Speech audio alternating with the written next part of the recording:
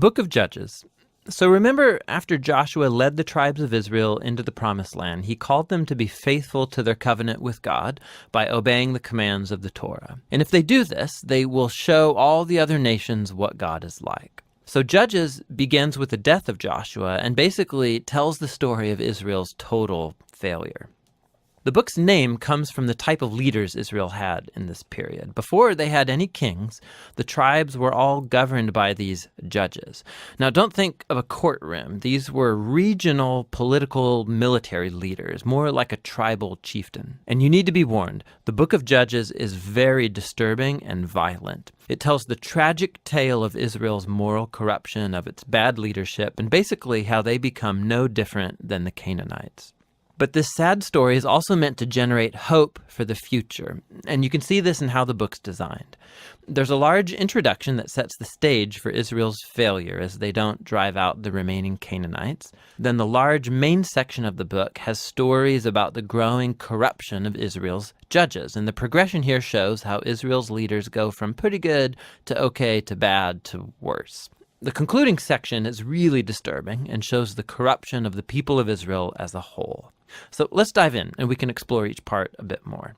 The opening section begins with the tribes of Israel in their territories in the Promised Land.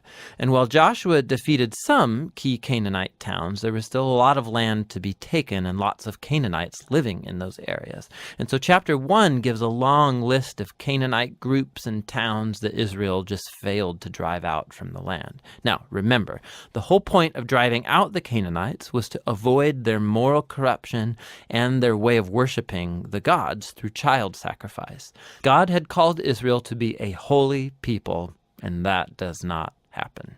Chapter 2 describes how Israel just moved in alongside the Canaanites and adopted all their cultural and religious practices. And it's right here that the story stops. For nearly a whole chapter, the narrator gives us an overview of everything that's about to happen in the body of the book.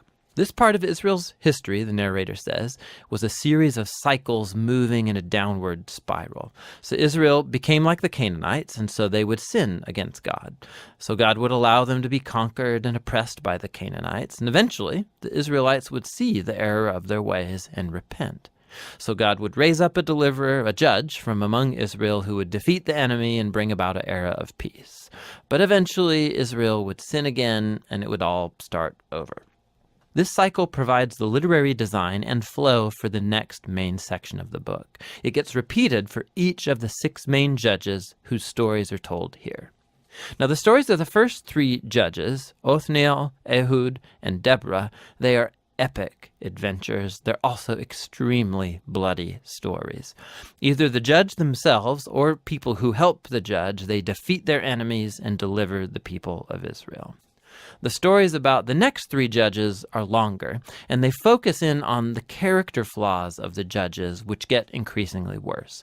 So Gideon, he begins pretty well. He's a coward of a man, but he eventually comes to trust that God can save Israel through him. And so he defeats a huge army of Midianites with only 300 men carrying torches and clay pots.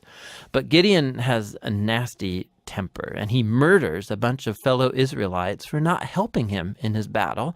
And then it all goes downhill from there. He makes an idol from the gold that he won in his battles. And then after he dies, all Israel worships the idol as a god, and the cycle begins again. The next main judge is Jephthah, who's something of a mafia thug living up in the hills. And when things get really bad for Israel, the elders come to him begging for his help. And Jephthah was a very effective leader. He won lots of battles against the Ammonites, but he was so unfamiliar with the God of Israel, he treats him like a Canaanite god. He vows to sacrifice his daughter if he wins the battle. This tragic story, it shows just how far Israel has fallen. They no longer know the character of their own God, which leads to murder and to false worship. The last judge, Samson, is by far the worst.